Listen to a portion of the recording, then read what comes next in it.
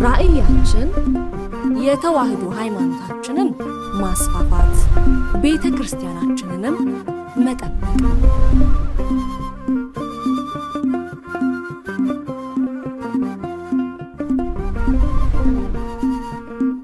ሊቀ ትጉሃን ባይታዊ ገብረ መስቀል ኃይለ መስቀል እግዚአብሔር አምላካችን ደሳቸው የሚያስተምሩበትን ለኛ ደግሞ ሰሚ ጆሮ ሰጥቶን በልቦናችን አስበን የተማርነውን በተግባር የምናውለውን አምላካችን ፈጣሪያችን ኢየሱስ ክርስቶስ ያድለን።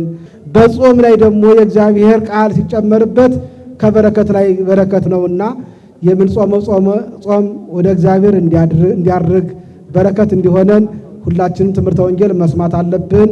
ወደ ታላቁ ወደ ምንወዳቸው አባት ወደ ባይታዊ ገብረ መስቀል ኃይለ መስቀል በስመ አብ ወወልድ ወመንፈስ ቅዱስ አሐዱ አምላክ አሜን። የተከበሩ አባታችን የዚህ ታላቅ ቤተ ክርስቲያን ዋና አስተዳዳሪ፣ የተከበራችሁ መምህራን ወንጌል፣ ሊቃውንተ ቤተ ክርስቲያን ከሩቅም ከቅርብም በዚህ ስፍራ የተገኛችሁ የእግዚአብሔር ልጆች፣ የድንግል ማርያም ወዳጆች፣ ምእመናን እንደምን ከረማችሁ? እንኳን ለሶስተኛው ሳምንት ምኩራብ በሰላም አደረሳችሁ አደረሰን። ቤቴ የጸሎት ቤት ትባላለች። የማቴዎስ ወንጌል ምዕራፍ 21 ቁጥር 12 ላይ የምናገኘው ኃይለ ቃል ነው። እንግዲህ እናንቶቼ፣ አባቶቼ፣ እህቶቼ፣ ወንድሞቼ እዚህ ጋ የተቀመጠው ነገር እንዲህ ነው። ቤቴ በሉ እስቲ፣ ቤቴን የጸሎት ቤት ትባላለች። እናንተ ግን የወንበዴዎች ዋሻ አደረጋችሁት ይላል። የምን ዋሻ? የወንበዴዎች ዋሻ አደረጋችሁት አለና መግረፊያ ይዞ ወደ ቤተ መቅደሱ ገባ ይላል። እርግብ ሻጮች ነበሩ፣ ቅራቅንቦ የሚሸጡ ነበሩ። አዎ እንስሳትን የሚሸጡ ነበሩ። በየስፍራው በመውጫና በመግቢያው በገበያ ተጠልቅልቆ ነበርና እነዚህን ሁሉ ገለባበጠባቸው። አዎ ገረፋቸው፣ አባረራቸው ይላል። ምክንያቱም ቤቴ የጸሎት ቤት ናት፣ የእግዚአብሔር ማደሪያ ናት፣ የክርስቲያኖች መሰብሰቢያ ናት፣ የቅራቅንቦ መሰብሰቢያ አዎ አይደለችም ብሎ ቤተ ክርስቲያንን አንጽቷታል። ደስ ይበላችሁ። ክብር ለመድኃኔዓለም ይሁን። አንጽቷታል። እንግዲህ የቱን ቤተ ክርስቲያን ሲባል አዎ በዚህ የመጀመሪያው ሰው ነው ቤተ ክርስቲያን የተባለው። በአንደኛ ቆሮንቶስ ምዕራፍ 3 ቁጥር 16 ላይ እናንተ የእግዚአብሔር ቤተ መቅደስ ናችሁ ይላል። እስቲ በሉ ሁላችሁ እናንተ የእግዚአብሔር ቤተ መቅደስ ናችሁ በሉ እስቲ። ለመቅደስነት የበቃችሁ፣ ሥጋውን የበላችሁ፣ ደሙን የጠጣችሁ። አዎ ለአሕዛብ አይደለም፣ ላልተጠመቁ፣ ሥጋውን ላልበሉ፣ ደሙን ላልጠጡ፣ ልጅነትን ላላገኙ አዎ ቤተ መቅደስ መሆን አይቻልም። ለተጠመቃችሁ፣ ልጅነትን ላገኛችሁ፣ ስመ ክርስትና ለተሰጣችሁ፣ ሥጋውን በልታችሁ ደሙን ጠጥታችሁ ክርስቲያን ለተባላችሁ ለእናንተ ምእመናን እንኳን ደስ አላችሁ። ክብር ለመድኃኔዓለም ይሁን። አዎ ለእናንተ የእግዚአብሔር ቤተ መቅደስ እናንተ ናችሁ ይላል። ታዲያ አዎ ሸቀጥ የገባበት ቤተ መቅደስ፣ ያልጸዳ ቤተ መቅደስ ካለ አስቡበት። ቤቱን አጽድዳችሁ እግዚአብሔር እንዲገባበት፣ ኢየሱስ ክርስቶስ እንዲገባበት በሩን ክፈቱለት። አዎ በደጅ ቆሜ አንኳኳለሁ፣ የሚከፍትልኝ ቢኖር እገባለሁ፣ ከእርሱም ጋር እራት እበላለሁ ይል። ቤታችሁን ዘግታችሁ፣ ልባችሁን ዘግታችሁ፣ በትዕቢት ያላችሁ፣ በስስት ያላችሁ፣ በፍቅረ ነዋይ የተጠመዳችሁ ወገኖች፣ አዎ ቅራቅንቦ በልባችን የሞላብን፣ አዎ እንደተለሰነ መቃብር ይመስላሉ ይላል። እንደተለሰነ መቃብር። መቃብር ከላይ ያምራል፣ በእንበበረድ ይሰራል፣ ውስጡ ግን ትቢያ ነው፣ ውስጡ ግን አጥንት ነው። እንደዚህ አይነት ሰዎች ያው ዛሬ ጌታችን መድኃኒታችን ቤቱን አጽድቷል። እናንተም አጽዱት ወገኖች፣ ንጉሡ እንዲገባበት፣ ያ የሰላም ንጉሥ እንዲገባ፣ ያ የሰላም ባለቤት የዘላለም አባት የሰላም አለቃ እንዲገባበት የጸዳ ቤት ይፈልጋል እግዚአብሔር። አዎ የተቀደሰ ቤት ይፈልጋል። አዎ እንዴት ነው ታዲያ የተዘጋጃችሁት ወገኖቼ? በቂም የተዘጋ ቤት የለም እዚህ ውስጥ። በንስሐ ያልታጠበ ሰውነት የለም እዚህ ውስጥ።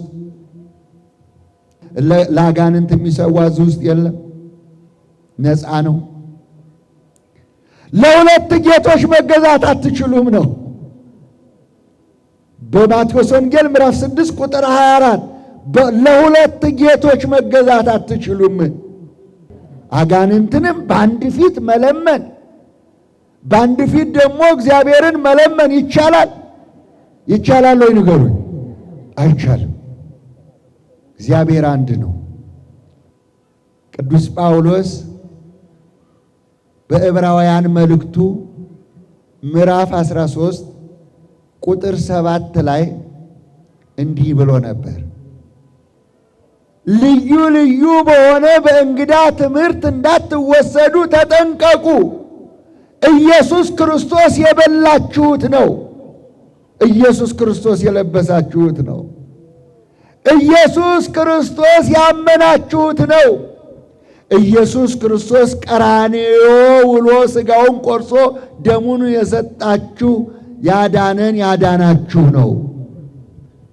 ሌላ ኢየሱስ አለ? ጌታችን መድኃኒታችን ኢየሱስ ክርስቶስ በሥጋ እንደመጣ ያላመኑ ብዙ ናቸው። ልብህን አጽዳ ወገኔ። የሚበላውና የሚጠጣው ኢየሱስ ክርስቶስ ሕይወት እንዲሆን ልባችሁን አጽዱ። ሸቀጡን አስወግዱ ወገኔ። የእምነት እንቅፋትን አታኑሩ። ሕያውነትን ያዙ። የዘላለም ሕይወት ነው እሱ። ሁለተኛው ደግሞ ቤተ ሕንፃው ነው። ዛሬ ቤተ ክርስቲያን ለመውጣትና ለመግባት እንቅፋት የሆነብን በጣም ብዙ ነገር አለ። ስትወጡና ስትገቡ ቤተ ክርስቲያን የተከበበችው በንግድ ነው፣ በሸቀጥ ነው። እንዲህ የገበያ ቦታ የለም እንዴ? አሁን ነጋዴ ወደ ቤተ ክርስቲያን መጥተዋል። እናንተም ዘንቢላችሁን ይዛችሁ ነው የምትወጡ። በእውነት ዕቃ ልትገዙ ነው ወይስ እግዚአብሔርን ልታመሰግኑ የመጣችሁት? ንገሩኝ። ወደ ማን መጣችሁ? ታዲያ ሸቀጥ ምን ያደርግላችኋል?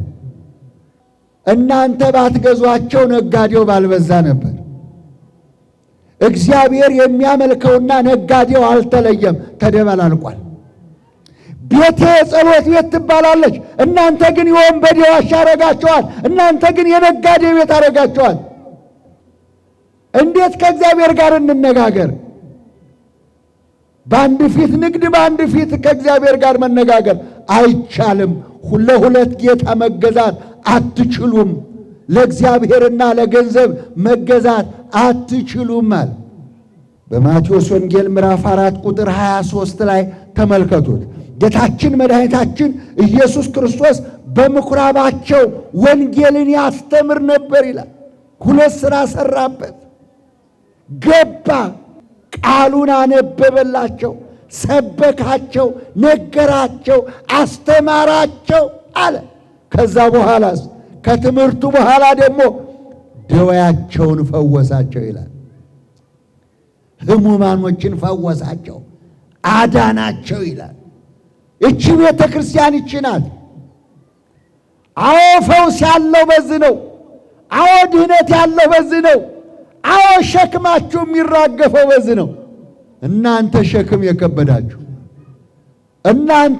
የከበዳችሁ ኑ ወደ እኔ አሳርፋችኋለሁ።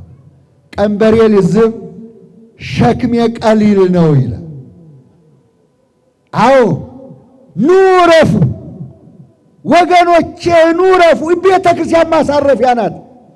ሸክማችሁን አራግፋችሁ ጤና አግኝታችሁ ሰላም አግኝታችሁ፣ አዎ ወንድሜ ልጄ እምነትህ አድኖሃል፣ በሰላም ሂድ፣ እምነትሽ አድኖሻል፣ በሰላም ሂጂ፣ ተፈውሰሻል። ይህንን ቃል የምሰሙበት ይህ ነው። ሁለት አይደለ አይቶ የማያውቅ ሰው አዎ በመንገድ ላይ ቁጭ ብሎ የገንዘብ የሚለምን ነበር፣ ግን በጆሮው ግርግሩን ሰማ። ኢየሱስ ክርስቶስ እያለፈ ነው አሉት። ነው አለ። ብድግ ብሎ የዳዊት ልጅ ኢየሱስ እያለ መጣራት ጀመረ። ዝም በል የሚሉ በዙ። ኢየሱስ ግን ይህን ድሃ አልናቀውም። አይንቃችሁም። እሺ ድሃ ነሽ ድሃ ነህ ብሎ አይንቅህም። የድሃ ጩኸት ይሰማል እግዚአብሔር። የምስኪኑን ጩኸት፣ የለማኙን ጩኸት እግዚአብሔር ይሰማል።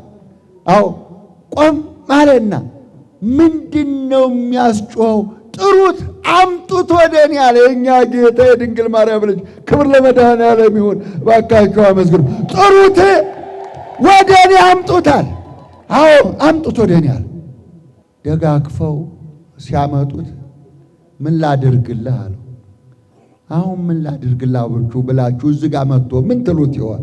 አሁን ስትወጡ በር ላይ አግኝቷችሁ ምን ላድርግልህ፣ ምን ትፈልጋለሽ፣ ምን ትፈልጋለህ ቢላችሁ ምን ትሉት ይሆን?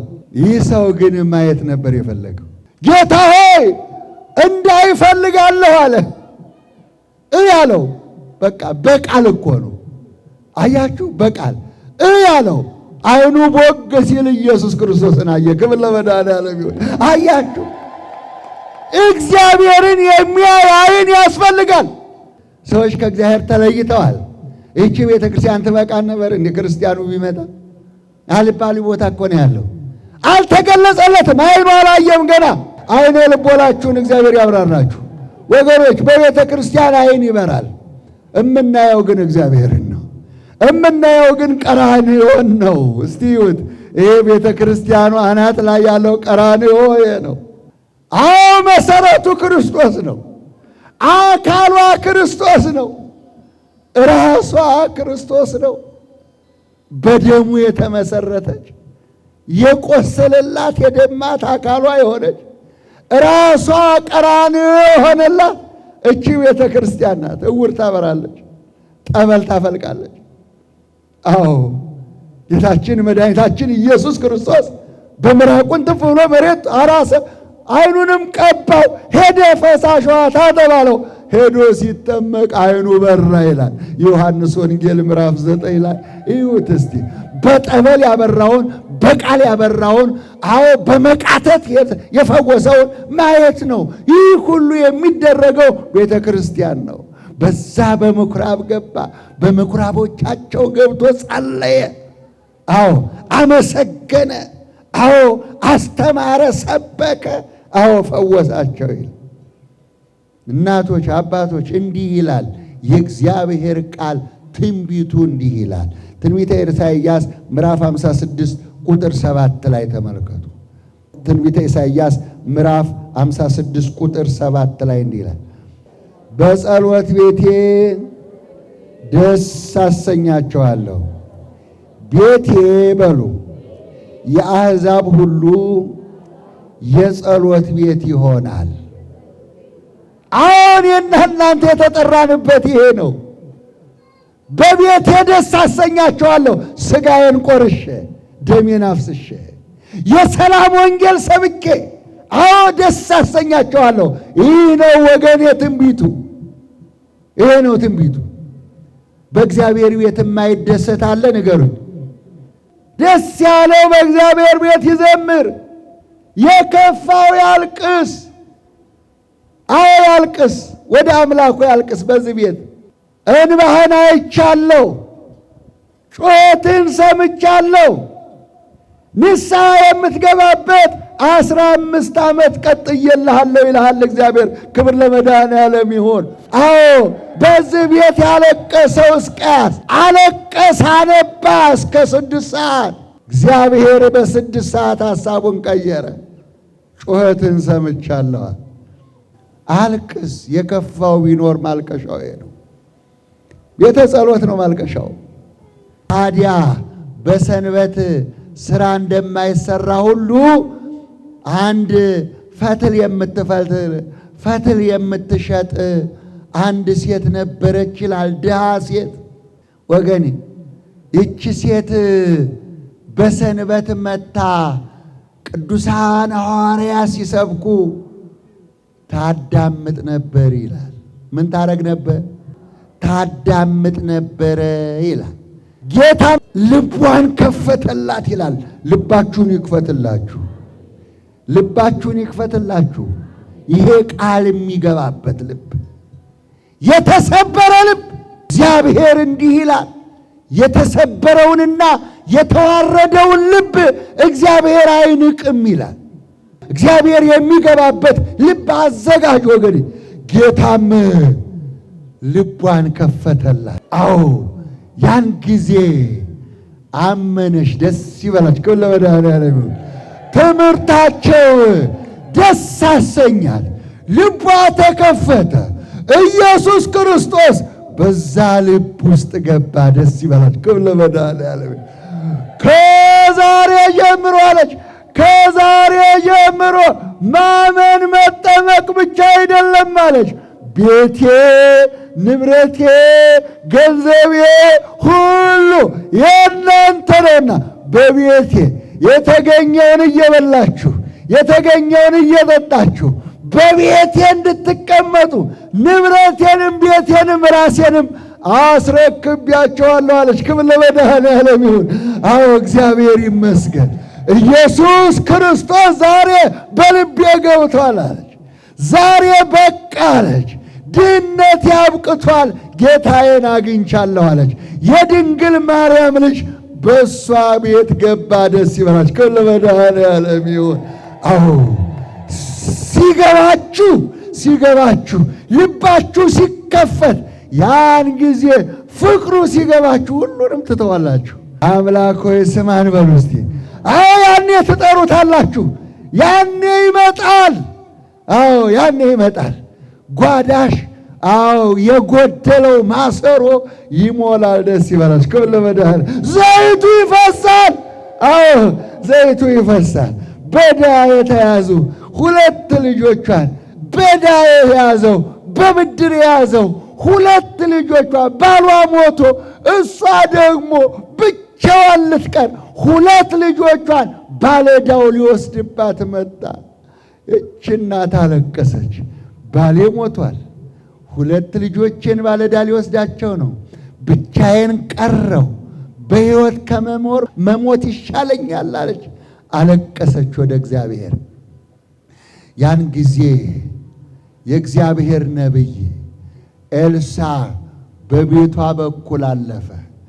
በቤቴ ደጅ የእግዚአብሔር ነቢይ አለፈ ብላ ሮጣ ወጣችና ጌታዬ አንተ የምታውቀው ነቢዩ ባሌ ሞቷል አለች። ባሌ ሞቷል፣ ስለዚህ ባለዕዳ ልጆቼን ሊወስዳቸው ነው፣ ብቻዬን ልቀር ነው፣ ምን ላድርግ አለችው። ያን ጊዜ እግዚአብሔር ሊጎበኛት መጥቷል። ደስ ይበላችሁ። እግዚአብሔር ይጎበኛችሁ። እግዚአብሔር ሳይጎበኛችሁ ወደ ቤታችሁ እንዳትገቡ እግዚአብሔር ይርዳችሁ። ሁላችሁም በልባችሁ እግዚአብሔር ይጎበኛችሁ። የልባችሁን ሐሳብ ያውቀዋል። ጥሪያችሁንም ያውቃል። ችግራችሁንም ያውቃል። ቋጠሯችሁንም ያውቃል። የተጨነቃችሁበትንም ያውቃል። ዛሬ ችግራችሁ ተፈቶላችሁ፣ ቋጠሯችሁ ተፈቶላችሁ ለምስክርነት ያብቃችሁ። አዎ ይቺ ሴት ወጣች፣ ሮጠች። አዎ በጥንቃቄ ብሎ 2 ትእዛዝ አዘዛል። 2 ጥንቃቄ፣ በጥንቃቄ ወገኖች፣ ወደ እግዚአብሔር ቤት ስትራመዱ በጥንቃቄ ነው። እጅህንና እግርህን ጠብቅ ይላል። ወደ እግዚአብሔር ቤት ስትመጡ፣ ስትወጡ፣ ስትገቡና ስትወጡ፣ ስታገለግሉ እጅህንና እግርህን ጠብቅ። መጽሐፈ መክብብ ምዕራፍ 5 ላይ ተጽፎላችኋል። ጠብቅ። አዎ በጥንቃቄ አድርጊው አላት። በጥንቃቄ 2 ነገር አዘዛል። ምን ላድርግ አለች። አንደኛ አዎ ያንቺንና በመንደርሽ በጎረቤት ያለ ሁሉ ገሎች ማሰሮዎች ሰብስቢና ወደ ቤትሽ አስገቢ አላት። ሁለተኛ ከአንቺና ከልጆችሽ ሌላ ማንም በቤትሽ እንዳይኖር አላት። በርሽን ዝጊ አላት። አያችሁ፣ ሁለት ትእዛዝ ሰጣት። ያን ጊዜ ወደ ቤቷ ተመለሰችና በቤቷ ያለው ማሰሮና ከጎረቤትና ከደጅ ለቃቅማ ወደ ቤቷ ገባች። ከነ ልጆቿ ቤቷን ዘጋች። ያን ጊዜ እነሆ ከሰማይ ዘይቱ ፈሰሰ። ደስ ይበላችሁ ከሁሉ ለመድኃኔዓለም። ዘይቱ ያለማቋረጥ እየፈሰሰ ማሰሮቹ ይሞላሉ፣ እሷ ታነሳለች። ማሰሮቹ ይሞላሉ፣ እሷ ታነሳለች። ማሰሮቹ ሁሉ ሞልተው በዘይት አለቁ። በሩን ከፍታ ወጣች። ጌታዬ ማሰሮቹ ሁሉ ሞልተዋል፣ ከዚህ በኋላ ምን ላድርግ አለች። ጠይቁ ወገኖች፣ አባቶቻችሁን ጠይቁ። በመንገድ ላይ ቁም፣ አስተውል፣ ተመልከት፣ አባቶችህን ጠይቅ። የድህነትን መንገድ ያሳዩሃል ወገን። ከዚህ በኋላስ ምን ላድርግ አለች።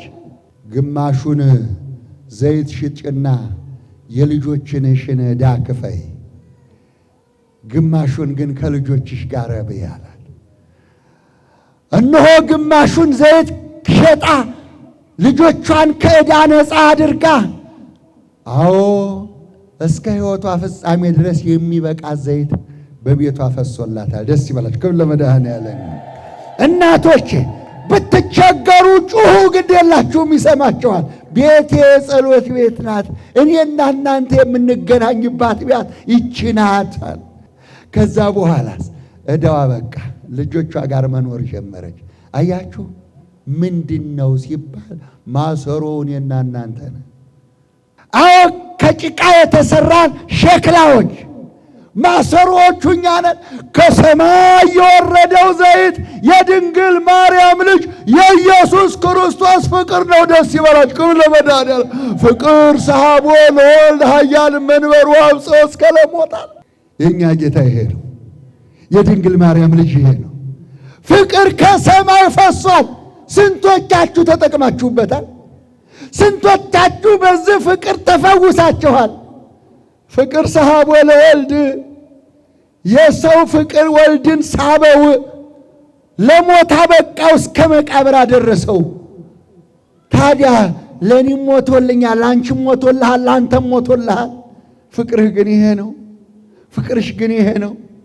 ዕዳ እኮ ነበረብን።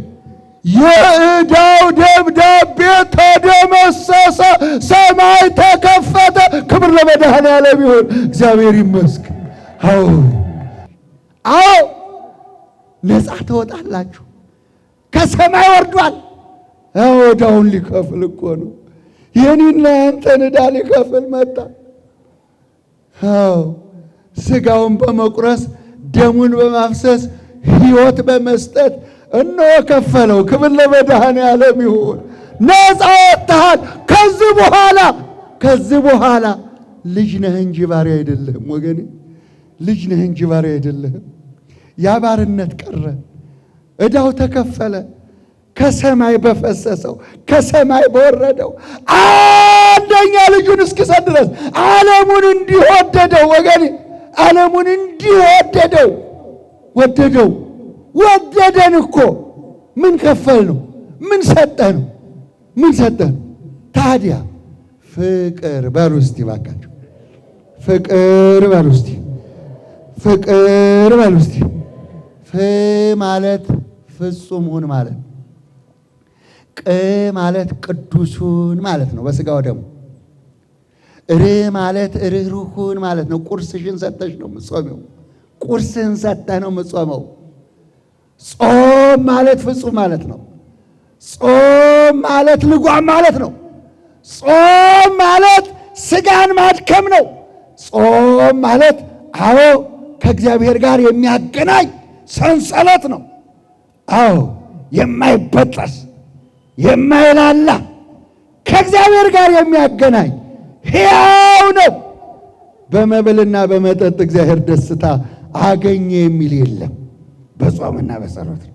ስለዚህ ዮሐንስ ተራራው ዝቅ ይበላል። ተራራ የተባለው ዲያብሎስ ነው።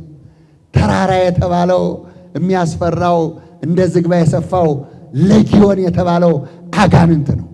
አንተ ግን የስናፍጭ ቅንጣት ቢኖር ተራራው ዝቅ ይላል። አዎ ትዕቢቱን ታወርዳለህ። ትዕቢተኛውን ሰይጣን ወደ ገነት አልመለሰውም። ትዕቢተኛው ሰይጣን በሲኦል እስከ ዛሬ ይጮሃል። ትሑቱ ንስሐ የገባው 100 ዓመት ያለቀሰው አዳም ራሱን ዝቅ አድርጎ አባቴ ሆይ በሉ እስቲ ባካችሁ፣ አባቴ ሆይ በድያለሁ፣ ይቅር እንድትለኝ መጥቻለሁ። የእኛ ጌታ የድንግል ማርያም ልጅ በሩቅ አየው የጎሰቆለውን ልጅ፣ የተራበውን ልጅ፣ የተራቆተውን ልጅ በሩቅ አየው። ይሄ ልጅ አይደል አለ። የሉቃስ ወንጌል ምዕራፍ 15 ይሄ ሮጠና አቀፈው ሳመው ይላል። አያችሁ አባቴ ሆይ በድያለሁ ብሎ የተጣራው አባታችን አዳም ነው። እነሆ እሱ ተመልሶ ገነት ገባ። ደስ ይበላችሁ። ክብር ለመድኃኒዓለም። ትዕቢተኛው ዲያብሎስ ግን ንስሐ ገብቶ አልተመለሰም። ወገኔ ንስሐ ባትገባ ባትመለስ እንደ ዲያብሎስ ንስሐ ብትገባ ብትመለሽ ግን እንደ አዳም እንደ ሔዋን ወደ ርስታችን እንመለሳለን።